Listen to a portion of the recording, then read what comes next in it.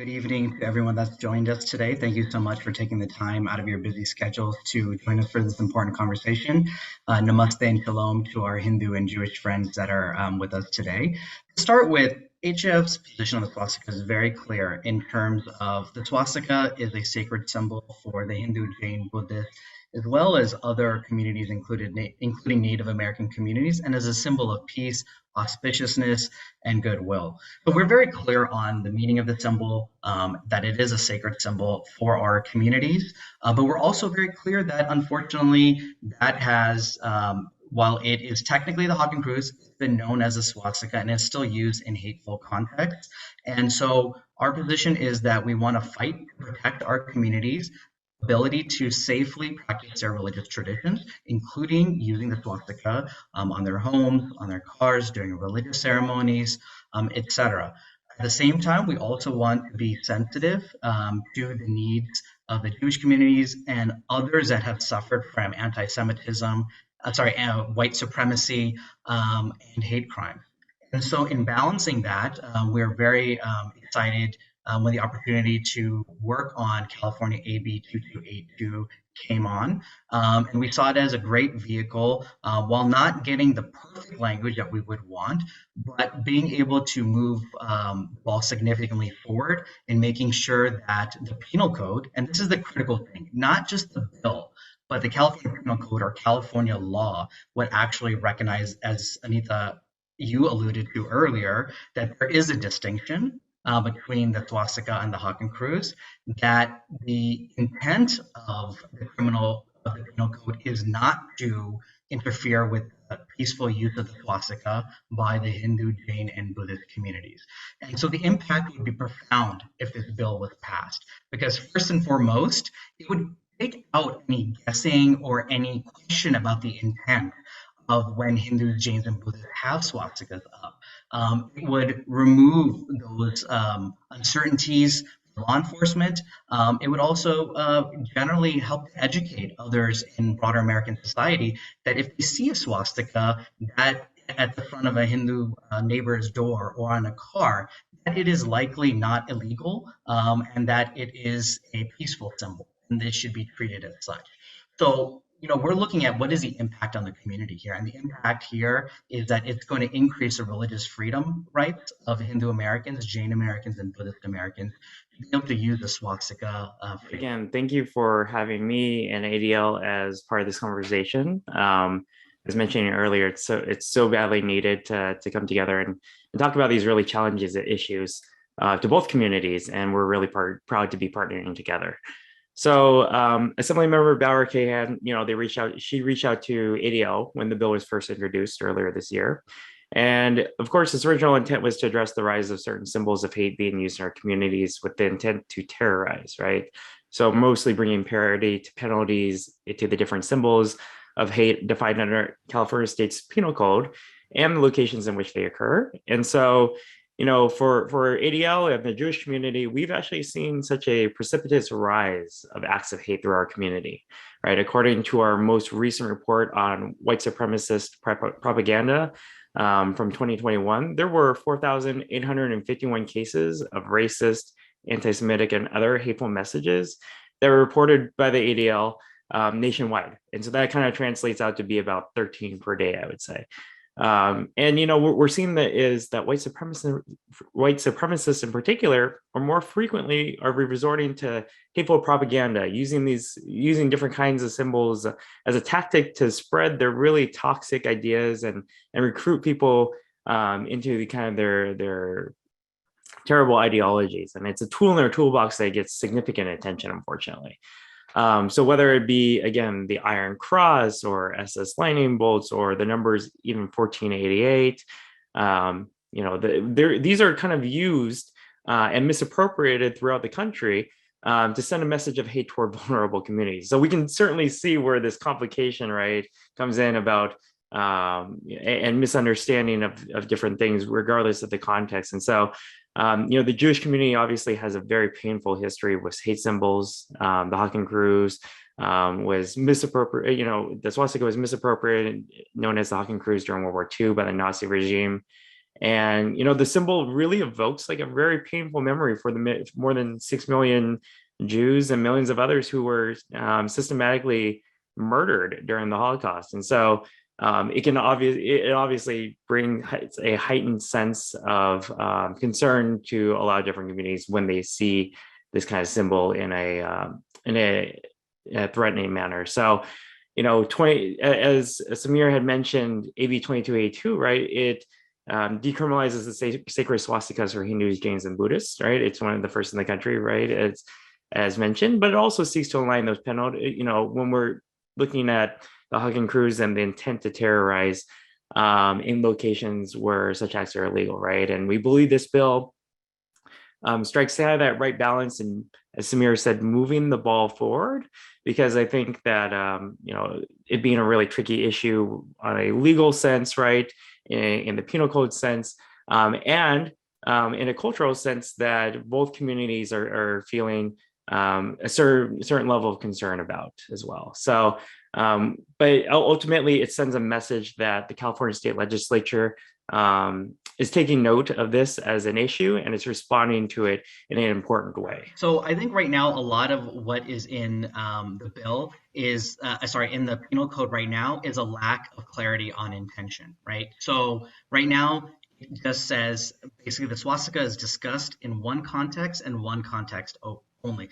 I would say there's actually much more ambiguity in its current form than it would be if AB 2282 was passed, because you're adding in more language into the penal code that actually makes that distinction between both intent as well as the actual usage of the swastika and how it's defined. So right now, if you look at laws, they're always, you want to look at how are things defined and how are things, what is the intent and how is it implemented. So of course, we don't know how things are going to be implemented until it's actually implemented. So I can't 100% speculate.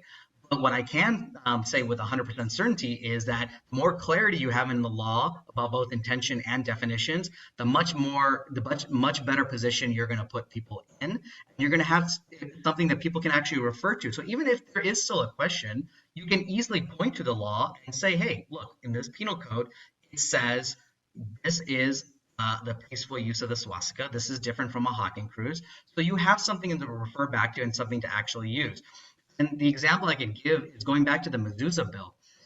After that mezuzah bill was passed, I can't tell you how many instances that I've actually been involved in where we've been able to go and refer back to that language in the law, that change in the law, to help protect people that were getting told by their homeowners associations that they had to take down their religious displays.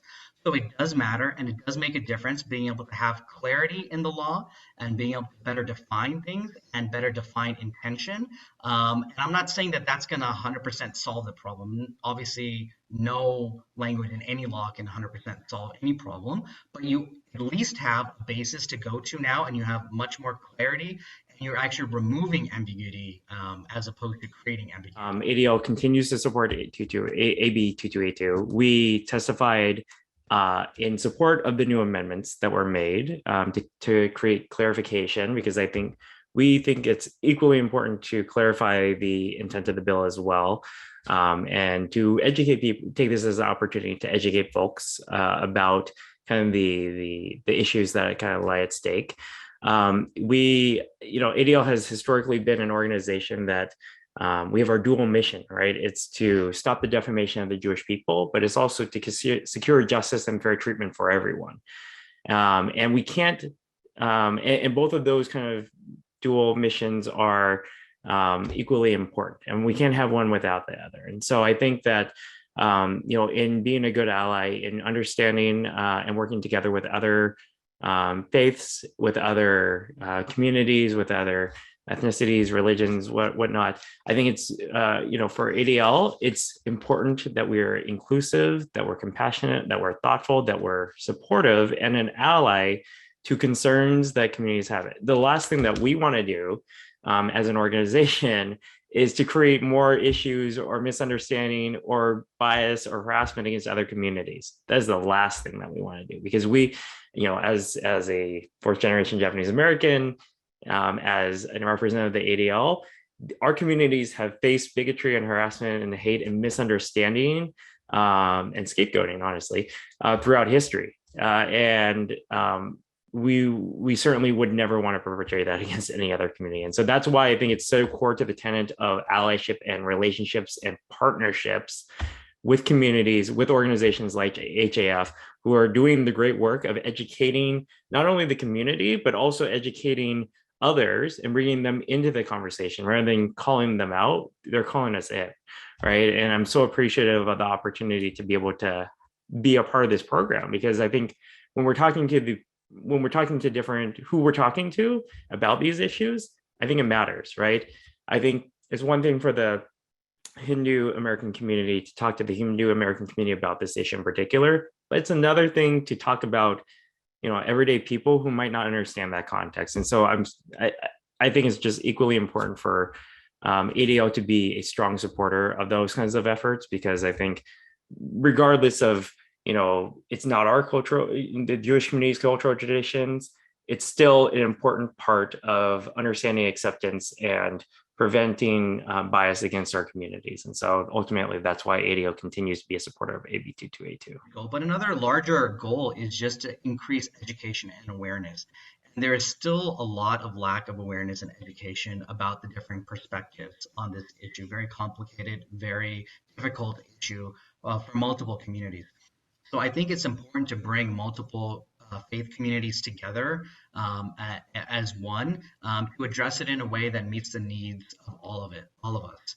And that starts with education. That starts with, as a Hindu community, that starts with educating our Jewish friends and neighbors and others about the importance of the swastika, and that not to be afraid of it if they see the swastika, not to confuse it with the Hakken Kruz.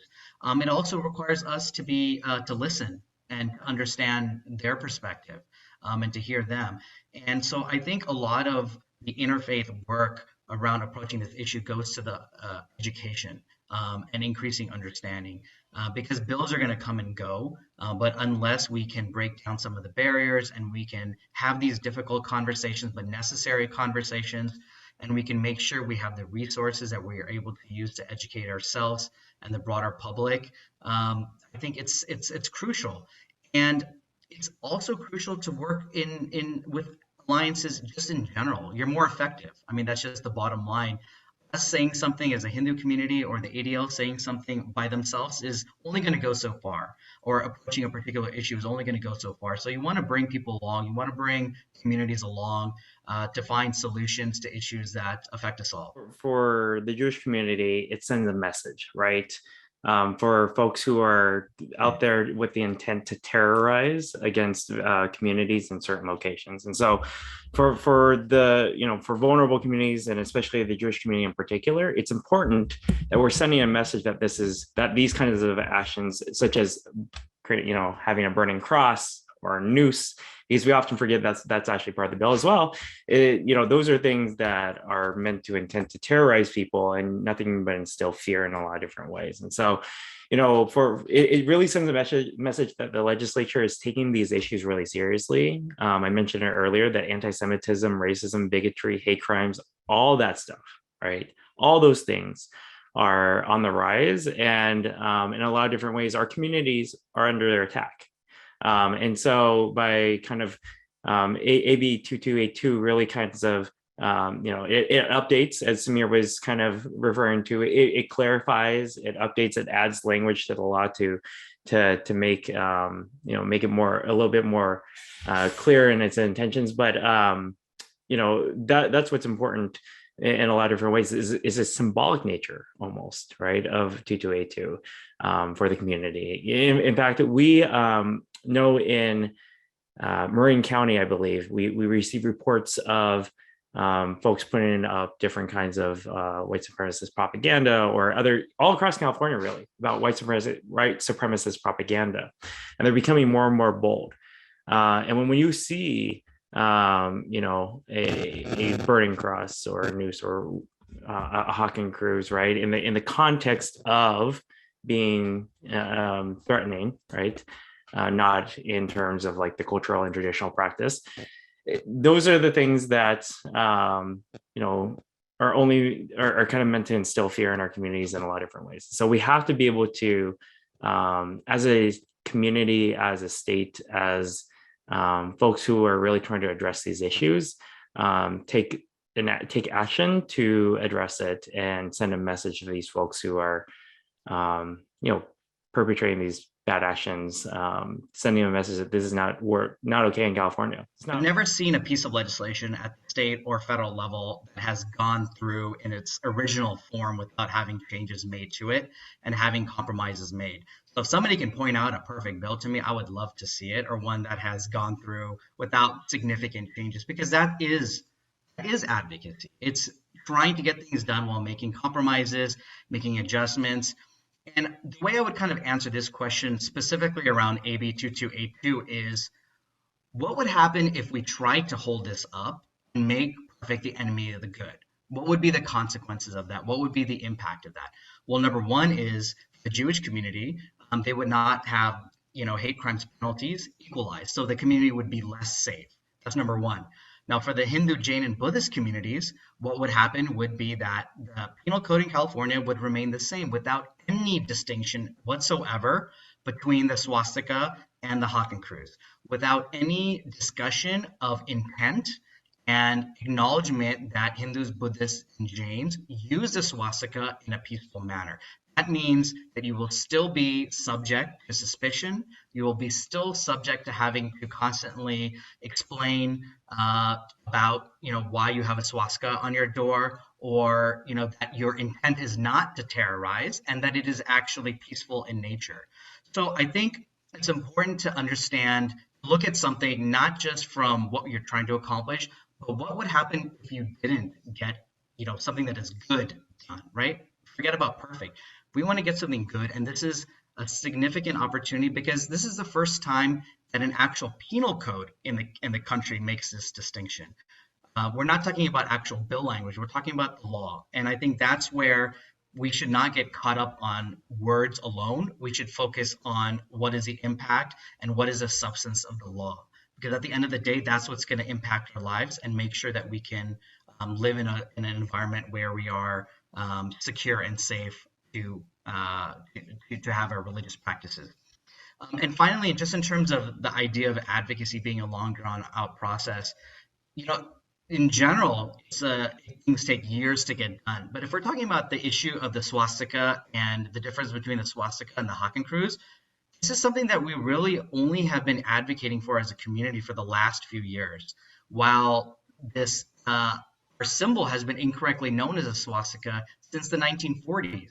So we're dealing with decades of misunderstandings, and we've just started this process. So we have to understand that it is going to take a while, it's going to take time, and it is going to be a slow process. And you can message your state senator, right, in California, if you live in California, of course, to urge them to pass it. And once it passes the Senate, obviously contacting the governor to sign the bill.